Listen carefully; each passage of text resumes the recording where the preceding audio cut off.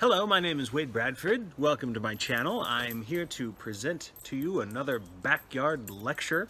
Today we're going to be talking about poetry, and the big question I have for you is, how do you analyze poetry? I'm curious how you go about analyzing poetry, and I want to talk about how I go about analyzing poetry. And if you are a student, perhaps an English student of mine, or maybe you are taking some other literature-based class, you might want to write an essay, and so you're probably wondering, what do I do? Well, the answer to that question is varied, because it really depends on why you are analyzing a poem. So to analyze something, that means that you are breaking it down into components. You are trying to figure out how something works. You are trying to figure out the meaning of something. So all of those things can be applied when we're talking about poetry. So if you are just reading a poem on your own for your own pleasure and you're analyzing it, that probably means you want to figure out what it means and perhaps more importantly, what it means to you. If you are writing an essay and you are analyzing the poem because you want to do well on the essay, you want to hopefully understand the poem, and you want to get a good grade. In that case, you want to figure out what your teacher means by analyzing a poem. So if we're talking about an English class, when you analyze a poem, most teachers probably want you to have an understanding of the poem's denotation and connotation, and they might want you to explore the symbolism of the poem. They might want you to know about the biography of the poet or the life and times of the poet, the historical context of the poem. And depending on what level of English we're talking about, middle school, high school, college, university, grad school, you might be analyzing the poem through the lens of a critical theory. And another aspect of analyzing a poem is something very technical called prosody, and that's the study of the meter and the rhyme scheme and all the technical ingredients that can make up a poem, especially old-fashioned classic poems. Now, depending on what the essay prompt is, your teacher might have some other avenue that they want you to explore and analyze the poem. For example, with my students, I want my students to not just explore the denotation and connotation of the poem and have an understanding of the poet's life and times. I want them to personalize their response. I want to know how this poem influences them personally or how they relate to it personally.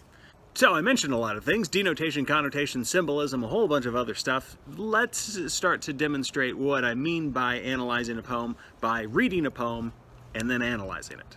This is My Papa's Waltz by Theodore Roethke. The whiskey on your breath could make a small boy dizzy, but I hung on like death. Such waltzing was not easy. We romped until the pan slid from the kitchen shelf. My mother's countenance could not unfrown itself. The hand that held my wrist was battered on one knuckle. At every step you missed, my right ear scraped a buckle.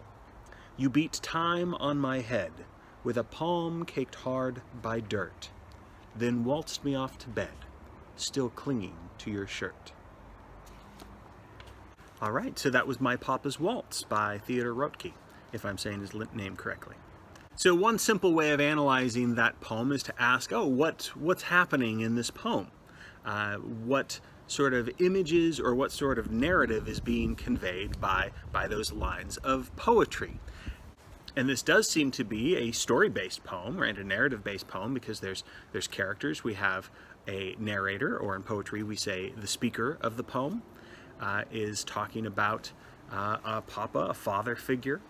And so we get details about what's going on. So if we're looking at the denotation of the poem, that means that we're looking at the words and we're taking those words at face value. We're looking at the dictionary meaning of the words, and we are reading the poem in a very literal sense.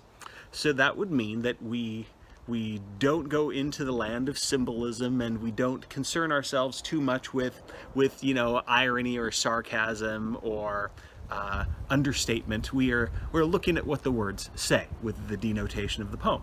So My Papa's Waltz is the title, and so we're going to say, okay, that's the speaker of the poem this is his papa, and this is waltz, right? A waltz is a type of dance. And so the child and the father are dancing a waltz in this poem. And we know from the words that we know that they are in the kitchen. We know that they are romping, right? To romp is to play around, right? Horseplay. We know that the dance or the romp is causing pots and pans to fall down. We know the word countenance can mean facial expression. So if the mother's countenance or facial expression cannot unfrown itself, that means the mother is not smiling. And if we look at the denotation from musical terms, right, to beat time could be to keep rhythm in a song or a dance. The father could be tapping to keep the rhythm. My right ear scraped a buckle, right? At every step you missed in the dance, my right ear scraped a buckle. So a belt buckle is being scraped against the ear. I'm now kind of taking little guesses going in the land of connotation, but a buckle, denotation-wise, could be many things. But one of the things that it could be is, a belt buckle. So you can kind of see what I'm trying to do. I'm looking carefully at the words, making sure I understand the dictionary definition, and knowing that dictionaries have, multiple meanings for a single word, I'm doing my best to pick which one seems to be the most applicable. So to get into the more emotional side of things of poetry analysis, when we go into the land of connotation, now we're looking at the implied meanings, and we can read subtext, and we can look at things that are implied in the poem, but maybe not directly stated. So many people, when they look at this poem, because it starts off with the father having whiskey on his breath, so strong that it could make a small boy dizzy, they think, hey, okay, the connotation is that this dad is drunk, he's intoxicated. And that has some negative connotations for many people, right? The idea that there's this alcoholic, or if not alcoholic, you write this drunken father that is romping. I put air quotes because connotation often does that, right? So many people look at those words like romp and beat time on my head with hands caked hard by dirt, and they think that this is not, in fact, a waltz. They don't trust the literal meaning of that word, the denotation of the word waltz, and they say, hey, this is a poem about child abuse. With connotation, many people read this poem, they say, oh, the father is drunk, the father and child are fighting, maybe the mom is in trouble and abused as well, and when the child is waltzed off to bed still clinging to his shirt, the child is going to be abused or thrown in the bedroom, and the domestic violence is going to continue in the kitchen between husband and wife. So many people use connotation to read between the lines, or to look at those words and not necessarily trust the face value. So we can blend connotation and denotation together, or we can focus on one more than the other. It really sort of depends on your perspective. And let's talk about that. So I think that your personal perspective is a wonderful way to approach an analysis of a poem. When you ask, what does this poem mean to you personally, then you are inviting your own psychological and philosophical perspectives to influence the poem. Now, of course, when you're writing an essay, even if you're trying to be academic, those perspectives are going to filter into your essay. But many college teachers don't want you to personalize the commentary. For my students, for this particular essay, I'm inviting them to hey, write about your personal perspective, because I think poems themselves are very personal, right? Most poetry is written from the heart and from the soul, and so I like the idea that the reader can sort of invite themselves into the poem and see what it means to them personally. So when I think of my Papa's Waltz, I think of my own father. My own father was a working class man. He didn't usually have dirt on his hands, but he had battered hands. He worked in an office counting the change brought in from the buses of the Seattle Metro bus system. And so all that counting of the change and moving the bags of change around and going back and forth to the bank, he very often had blackened thumbnails and very, very rough hands. So in some ways, I sort of imagine my father when I read or listen to my papa's Waltz. And my dad also drank, like the speaker's father in this poem. And when my father drank, it was usually on the weekends. It was usually beer, not whiskey. And he was happy. And fortunately for me, my father was not abusive. And so when I read this poem and see the father and son in my mind's eye, they are kind of romping around and playing. So I was very lucky. There are other people that grew up in households that were not like that, where father figures would drink to excess and then become very hostile and violent.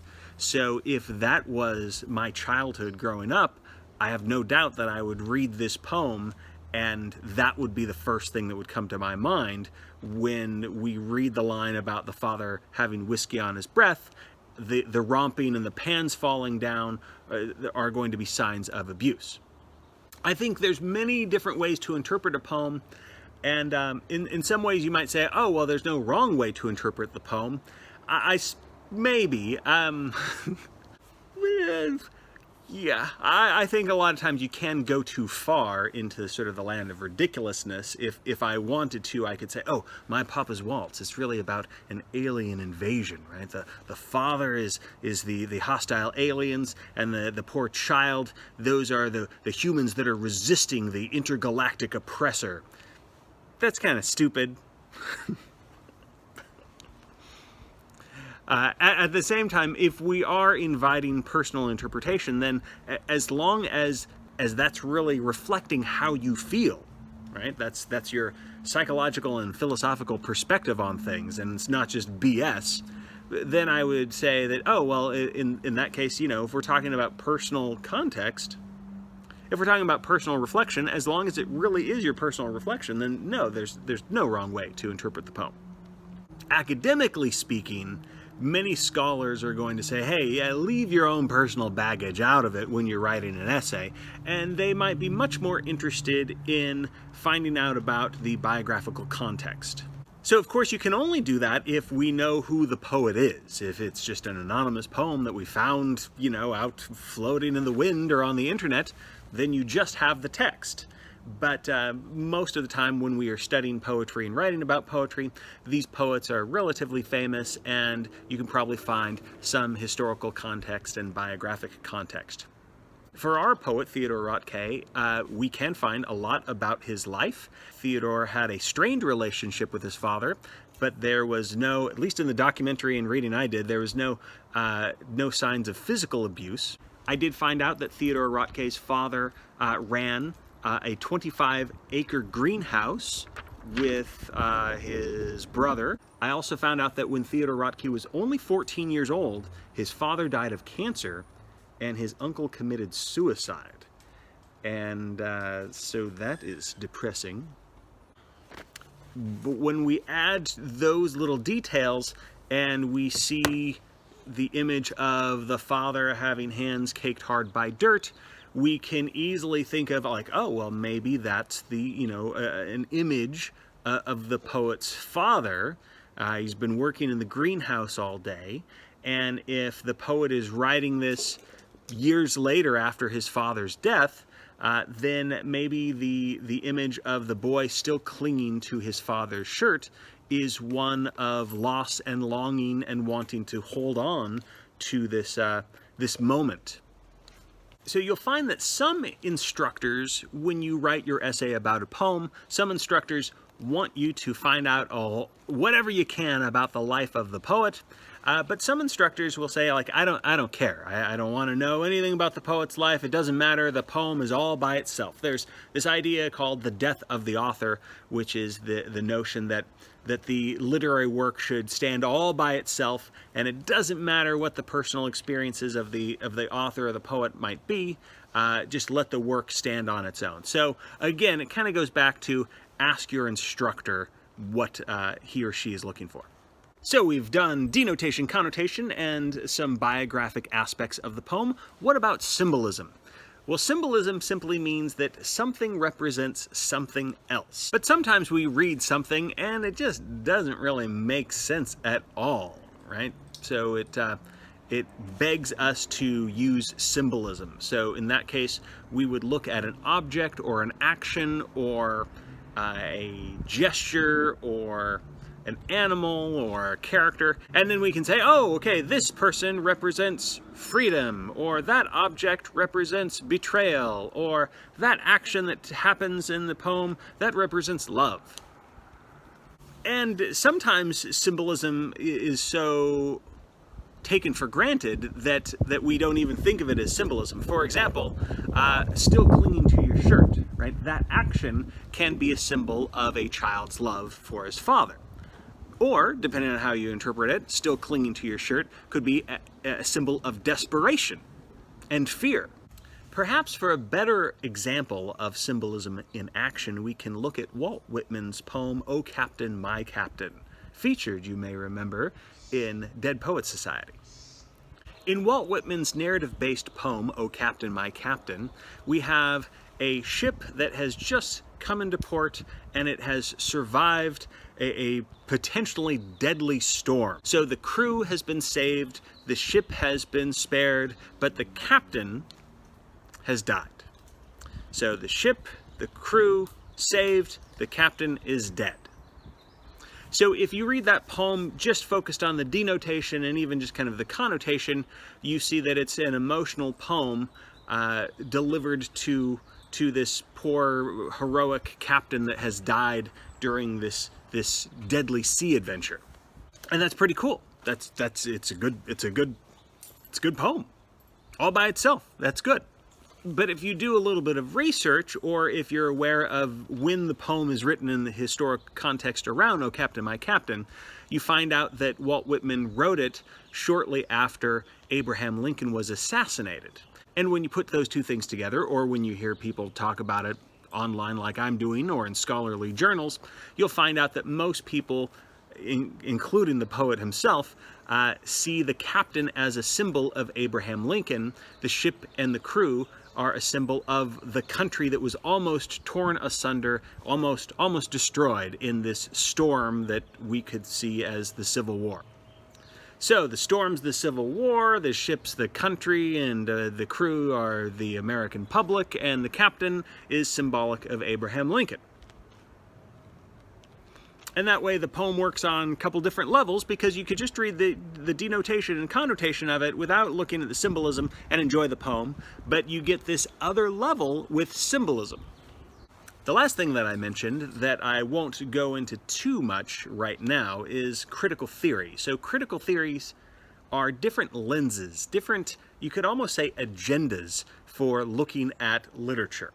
We have things like Marxist theory, feminist theory, post-colonialism, structuralism, deconstructivism, a whole bunch of isms. All these really cool things, different ways of looking at an artistic work and analyze it through a particular lens. So if we looked at My Papa's Waltz through a Marxist theory, we would pay close attention to the work that's done, right? This is probably a working class man, so he's a proletariat, so he's oppressed by capitalistic society. See how it gets very political very quickly? Another way to go about analyzing a poem, and this is for you math people, is to look at each line and count how many syllables are in each line. Now, why would you do this? Well, sometimes you want to write about the rhythm of the poem. So if this is called My Papa's Waltz, is the meter of this poem, is the rhythm of this poem, the beats of this poem, is it like a waltz, right? I'm not a musical person, but the waltz is what, like 3/4, right? So it's bump, bump, bump, bump, bump, bump. I can't dance, can't sing, anything like that. But so we have, it's like every other line is 6 syllables, and the secondary lines, right, the even numbered lines, most of those are 7 syllables. I think that there's at least one that's 6 syllables. What's interesting is that it seems like if all of the poem were 6 syllables, that it would maybe fit in with this perfect waltz rhythm. But because the secondary lines are 7 syllables, there's something that's odd. There's something that's not quite right about this waltz, because the dad's drunk while he's waltzing. So prosody can get very technical. If you've heard terms like iambic pentameter, trimeter, and tetrameter, that's kind of what we're talking about. It's math stuff. It's like how many syllables and what kind of rhythm do we have? Another technical aspect that people enjoy analyzing is the rhyme scheme, right? So that, of course, only applies to poems that rhyme. So looking at prosody, the rhyme scheme, the meter, that sort of thing, those are better saved for poems that are following these older traditions, poems like sonnets or ballads or odes or elegies, or any poem that has, that's coming up with its own kind of pattern or own kind of rhyme scheme. If we're talking about free verse, that means there's no rules, and so analyzing the rhyme scheme might be pointless, because maybe there's no rhymes, or the rhymes are all internalized and so erratic. So it really depends on what kind of poem we're talking about as to how technical we want to analyze the structure of the poem. All right, that's my overview of how to analyze a poem. Like I said, there's different directions you can go, and if you have any other ideas of how to analyze a poem, or if you think I missed something, please leave a comment down below. I'd love to hear your thoughts on how to analyze a poem. That's it for now. Talk to you later.